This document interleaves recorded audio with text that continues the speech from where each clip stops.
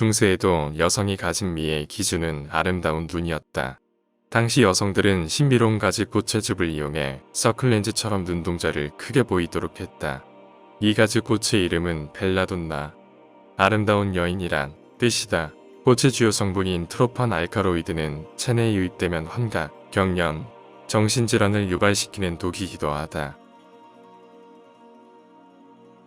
인간은 독으로부터 자신을 지키거나 자체 생산할 수 있는 능력이 없다. 동물이나 식물의 독을 사용할 수는 있지만 선천적인 힘은 불가하다. 로마의 안토니누스 피우스 황제 시대로 거슬러 올라가기만 해도 곰보다 독으로 사람을 죽이는 일이 더 심각하다는 말이 언급되어 있다. 사실 고대에만 해도 독으로 사람을 죽이는 일은 그리 빈번하게 발생하지는 않았다. 그러나 비소의 발견은 독을 이용한 살인을 대중화시켰다. 따라서 15세기부터 음모와 곤모술수가 지배하는 유럽은 독을 정치적인 목적이나 사랑의 라이벌을 처리하는 방법으로 광범위하게 사용하기 시작했다. 이런 시기에 줄리아 토파나라는 독보적인 동물학자이자 마법사라고 불렸던 한 여인이 존재했다. 그녀는 귀족이나 유명인사가 아니었으며 역사적인 유인도 아니었다. 역사의 한 페이지를 담당할 만한 존재는 아니었지만 그녀는 당시에 수많은 여인들의 구원자로 불렸다. 1620년 줄리아 토파나는 이탈리아 시칠리아 섬의 도시인 팔레르모에서 태어났다.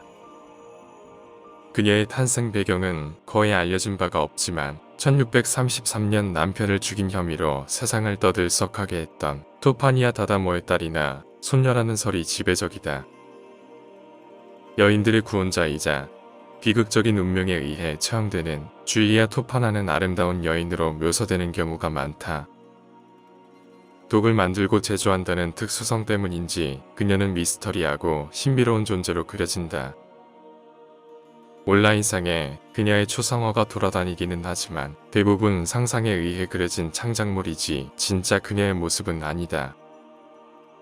토파나는 다른 여성들과 달리 어릴 때부터 약지조학이나 물약에 관심이 많았다. 그녀는 그들과 교류를 하면서 수많은 지식들을 습득했다.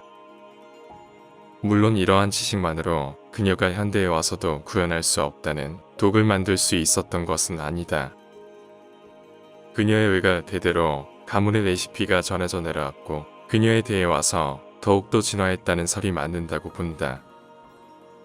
그녀의 가문은 대대로 미망인이 많았고 남편들은 대부분 단명했다. 그녀 역시 미망인이었고 밝혀지지는 않았으나 가문의 레시피로 내려온 독을 이용한 살인이 있었던 것은 아닌가 하는 의심이 드는 것도 사실이다.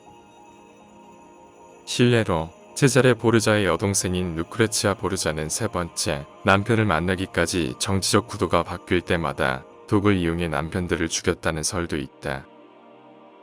이런 독의 시대의 아크와 토파나, 그녀의 이름을 따서 만든 이 독약은 비소아나 벨라돈나를 함유하고 있으며 무색, 무미, 무취의 액체로 사후에도 독살한 흔적을 찾을 수 없다고 알려진 전설의 독약이 되었다.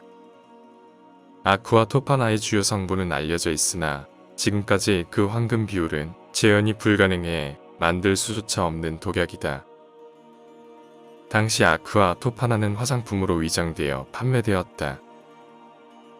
여성의 화장대에 로션이나 향수와 함께 진열되어도 물속임을 할 수 있도록 철저한 계획하에 유포된 것이다. 더구나 성 니콜라스의 그림을 포장용기로 사용했기에 이 전설의 독약을 독으로 보고 의심하는 사람은 거의 없었다. 이 독약의 증세는 천천히 진행되지만 살 수 있는 유예 시간을 준다는 특수성을 가지고 있었다. 아크와 토파나를 복용한 사람들의 증상은 매우 느리게 진행되었다. 눈에 보이는 증상은 비소 중독과 아주 유사했다. 이 독약은 소량으로 느리게 살해하는 방법을 취하고 있는 것이 특징이었기에 복용한 사람이 이를 눈치채는 일은 드물었다. 초기 증상은 감기와 유사의 발열 증상이 일어나지만 시간이 지날수록 토사, 탈수, 설사와 함께 결국 죽음을 맞이하게 되는 게 정석이었다. 이 죽음은 아주 천천히 진행되었기 때문에 희생자들에게 유언장을 작성하고 회개를 포함해 마지막을 준비할 시간을 주는 친절한 독약이기도 했다. 주일리아 토파나는 이 약을 남편에게 학대받고 괴로워하는 여자들에게만 판매했다. 때문에 그녀는 앞에서도 말했다시피 여인들의 메시아나 다름없었다. 당시 시대상은 여인들에게 암울했다. 신분이 고귀하든 천하든 여자들은 남자들이 가진 재산의 일부로 취급받았다. 여성들은 결혼 정년기가 되면 나이가 많은 남성들과 결혼했다. 이 결혼에 사랑이 있다면 문제가 없지만 대부분은 거래 조건에 의해 성립된 계약 결혼이었다. 르네상스 시대, 여성이 먹고 살기 위해서는 세 가지 방법밖에 없었다. 그 방법이란 결혼, 구걸, 매춘이었다. 당시 여성이 낳은 아이는 죽은 남편의 가족으로 받아들여졌으나 여성들은 남편의 사후에는 남남이 되었다. 인권의 사각지대에 있던 여성들은 이혼 자체가 없던 시대에 자유로워지는 수단으로 남편을 살해하는 방법을 모색했다. 이 아크와 토파나를 구입한 여성들은 남편이 죽어가는 병상을 보살피고 그의 죽음을 슬퍼하는 척 이망인이 되는 것이 자연스러운 루트였다. 주일리아 토파나는 이런 여성들에 대한 동정심이 강했다. 그녀의 딸도 독신으로 살았던 걸로 보면 남성이 지배하는 시대의 그녀의 독은 일종의 저항의식에서 생긴 산물이 아닌가 싶기도 하다.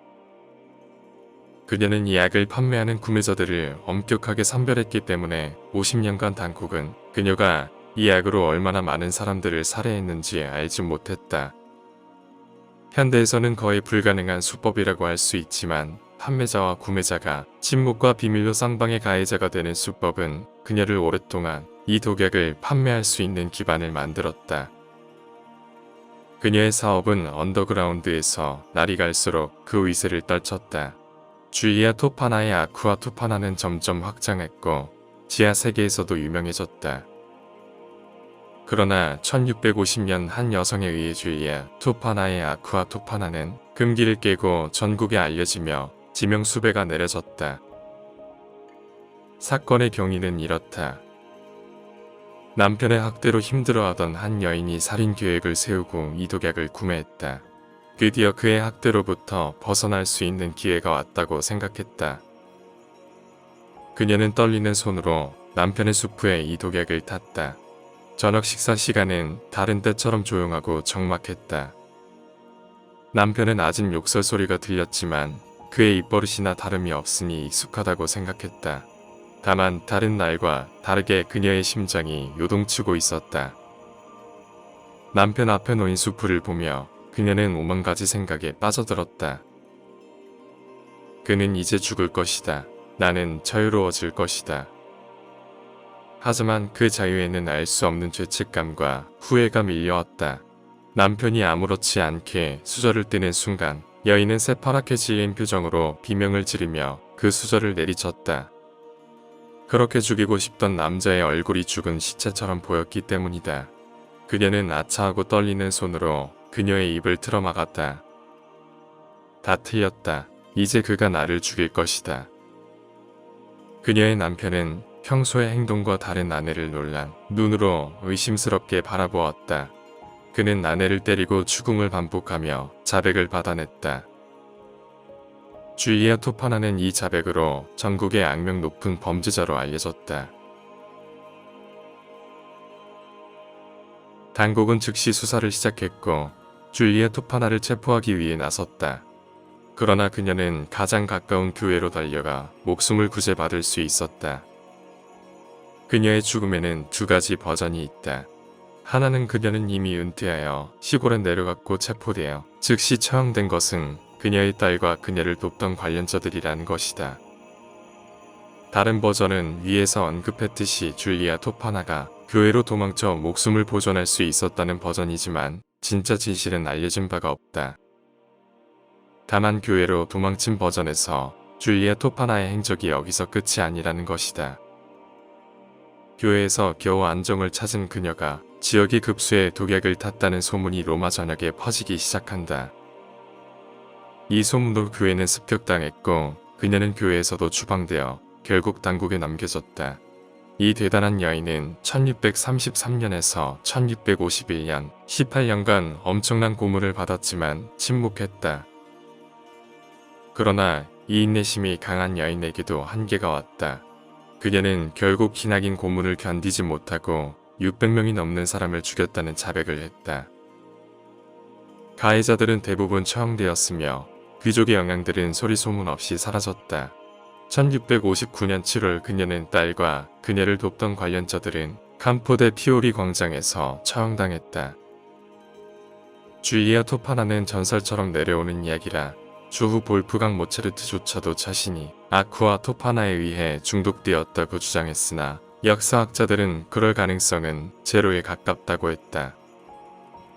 그녀는 수많은 사람들을 죽인 살인마다. 하지만 고문을 당하면서도 18년 동안 학대받는 여성들의 비밀을 지키는 건 쉬운 일이 아니었을 것이다. 물론 그녀가 행한 살인이 정당화될 수는 없다. 이혼을 위해서는 남편과 아내가 치킨 게임을 할 수밖에 없는 시대가 만든 독극물 연쇄 살인마. 그녀의 선택이 옳았는지 아니었는지는 받아들이는 사람들의 몫이라고 생각한다.